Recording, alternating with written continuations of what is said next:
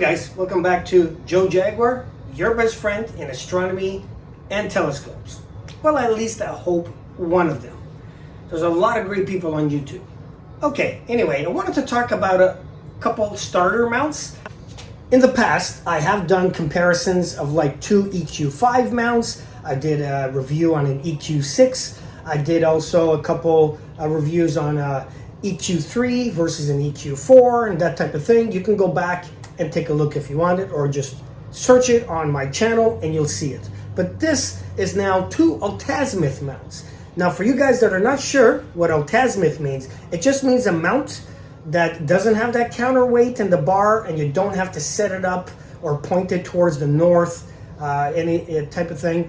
It's just a simplified mount that you can just view. Let's get on with that. Okay, so first let's start with this one here. So this is what you would call a, many companies have this type of thing, different brands. Skywatcher, Celestron, Skymender, Orion, they all have this. It's what they call a AZ3. It's an altazimuth 3. Now, don't confuse this with the AZ1 and 2, which are on the really cheaper mounts. They don't have slow motion controls, and it's just more like a hand movement. I don't really recommend those, but at least if you get to the AZ3, there are bigger than this, AZ4, 5, that type of thing. But right now we're talking about maybe in the starter one. So the AZ3, this one has steel legs. Now this looks like an 1.25 inch steel legs, I would say, but sometimes you might find them on an aluminum tripod. It's almost the same thing. I mean, it's pretty lightweight. I would say this is probably about 10 pounds or so, not very heavy. It does have an arm here that you can move it, up and down. It does have a locking. It does have a locking nut here, and then you can move this guy left to right, type of thing, like that. Now I do have one slow motion control, and another one goes here. So wherever you find what you're looking for, let's say in this position, you lock it, and then you would use the slow motion control to micro move. So there's on 2 axes. So I would recommend, if you're gonna get an altazimuth type of mount, just because again, it doesn't have that counterweight that you normally see pointing here. You just have to point it wherever you want, lock it, and then you at least have micro movement. Like I said, there are a lot of altazimuth mounts that don't even have, like you might have a handle. I would say those are worse, because a lot of times you put it to whatever angle, then you lock down the handle, and there's always some movement. So even here, let's see if the camera can show you. As you can see, there is movement on here. So those cheapy ones, once you lock it down, and then if you have a telescope in here and it moves, even that light movement is, the object is no longer in the eyepiece. You can find these at about 150 to 175 Canadian. US, that might be about 109 to 129, depending what model, make, that type of thing. Normally, they do come with trays. I normally don't have them on because I just like to fold them and just take them outside, type of thing. And so sometimes if the tray is on there, you cannot fold it. So I like to have the no tray there. Now, let's look at this one here. This one here, you guys probably seen. I used it in my travel to go to Mexico. Now this one in particular is by Celestron. They call it the AZ Omni mount. It's very similar to this, where you, it has tension. It doesn't have a locking one like this here does, but it has enough tension that you could just move it left to right, and then up and down is kind of really tight, I find, on this mount. But it does have slow motion controls, so that's the good thing. So this one is 5 pounds in total, so it's a bit more lighter than that one. These legs are a bit more beefier, and these are normally made, any one of these two are basically for the entry level or small scopes type of thing, something quick grab and go. Now, neither of these ones are really like great, so I don't normally use these unless it's for like a small scope. What they normally kind of come on, what is good, what is bad, and then I'm going to give you the rundown which one I think is better. Okay, so Celestron Skywatcher sells this one and is very popular, and this is one of the models that it can work. So this is an 80 millimeter refractor. It's very light. This is probably like 3 pounds, and on an AZ3 it's very portable, lightweight. So if you like bird watching, land viewing, and low power moon and planets, it can work. High power planets, it doesn't always work because it's the telescope that gives you a lot of fringing or false color. But I have used an AZ3 at 100 power. Anyway, so I kind of like this guy for quick grab and go, or if I do like a star party looking at the sun. I've already fitted it with a solar filter inside that inner cap. So for something small like that, it's fun. A short tube refractor does have its place in our hobby. This scope on this mount makes sense. Now, let me show you what doesn't make sense. Skywatcher, Celestron, and everybody does sell it in a few other ways, and I don't think, I bet you most of you would agree. Let me go show you. Now, here we have a 4-inch f5 refractor. I think there's not too big of a difference between the 80 mil and the 4-inch, which is true as far as size.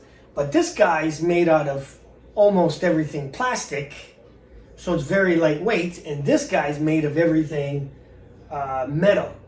The dew shield, the body itself, focuser, it's a metal focuser, it's just way heavier. So, Celestron Skywatcher and a few other brands, Orion, they also sell the 102 on the AZ3, and they even sell a 120 on this guy. Now that's way overkill. Let me see if I can mount this guy on. Okay, sometimes the bar, this is a 5-inch Vixen bar. Sometimes maybe an 8-inch would be better. So that way these screws that are, I don't know if you can see that. And then the other one's kind of over here. So it's kind of not 100% even. So if you get a bigger bar going here to there, the screws will be out of this head rail. Anyway, so they do sell it with the 4-inch refractor, the 4.7-inch refractor, but it's not really a good combination. And the reason is this guy's so much heavier. I would say it's at least 10 pounds compared to that one, about 3 pounds, maybe 11 pounds, I don't know. When you have it on this height, it just doesn't hold anymore. Now, there is a locking nut here. Even if I tighten this guy really tight, it's not really acceptable past 45 degrees. There's a big nut over here that you can put the tension higher or lower. This way should tighten. Okay, I put a lot of force on that. It was already a bit tight, so it can just hold it barely. Now, you can I don't know if you can see that, but once you get again to a certain angle, it's not going to hold anymore. But again, see, it loosens. This nut just doesn't hold.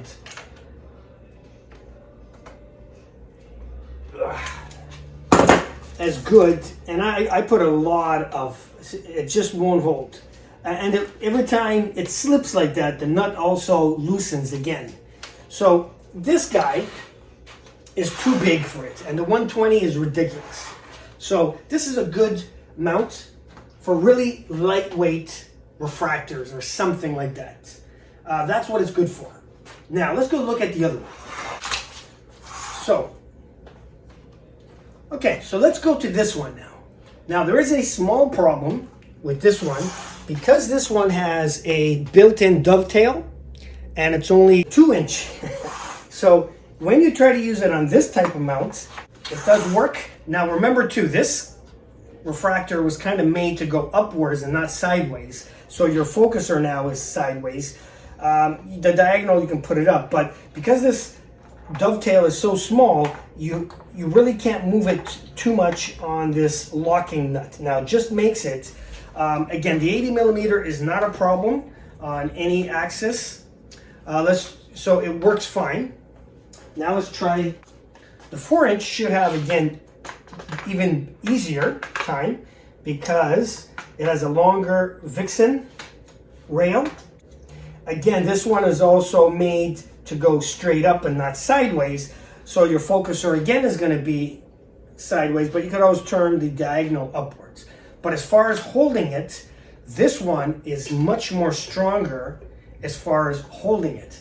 Now, as you guys know, I took this mount to Mexico with the 6-inch Heritage, and it was not a problem. Now, the 6-inch Heritage, I think, what did I tell you guys? I think it was 9 pounds. So it's not very heavy, and it worked fine. But, you know, you probably couldn't put a regular 6-inch reflecting telescope, a solid tube one, with a 2-inch focuser, because it would probably be 50-60% heavier. So then you're probably going to be at the limit. But as far as a clear winner between this guy and this guy, there's no competition here. This one is actually way better. Hopefully you guys saw that and why this one's okay for an 80 millimeter type of thing, or if you get it very cheap, like on the used market, $40 or something, that's probably okay. But if you can, the Omni one is just much more robust, and it can fit more, something heavier, and it's just a bit more smoother. It is not rock solid either. So if you guys want a rock solid AZ mount, or an Altazimuth mount, you probably got to go something. The Twilight is a very good mount. They have the Vixen, Porta 1 and 2. You know, they have those type of mounts. The AZ 4 and 5 are good AZ mounts without getting them too big. And there you go. So hopefully this was a nice little video that you saw the Omni AZ versus the AZ3 and what is good. This one is just much better, I think, but this can serve a purpose if it's on something really lightweight and if you get it maybe cheap enough. But if not, and you're going to pay the same price, you might as well go for something like that. The tripod is maybe better on this one compared to that one, but this one is also light. Guess it depends what you guys want to do with it. Anyway, guys, like, comment, subscribe. For you guys don't know, I've been in hobby this is my 30th year. I started my YouTube channel about 3.5 years ago. The fall time will be 4 years. I've taught and co-taught schools several times as a guest speaker. I've worked at a telescope store part-time. I have way too many telescopes and I need to keep thinning down my herd. And I do have now a members channel that is just videos for you guys, and I will put whoever's in the members is videos that you guys can only see. You do not have to join. However, it's only 99 cents a month. I try to keep it very cheap for you guys. So if you want to see videos that are not on the regular platform or on the regular channel, the members one, I got about 5 or 6 depending when you see this video. Join that one if you want to help out the channel type of thing. And if you don't, I got a lot of other videos on the main channel. But anyway, guys, like, comment, subscribe. Why not you? Why not me?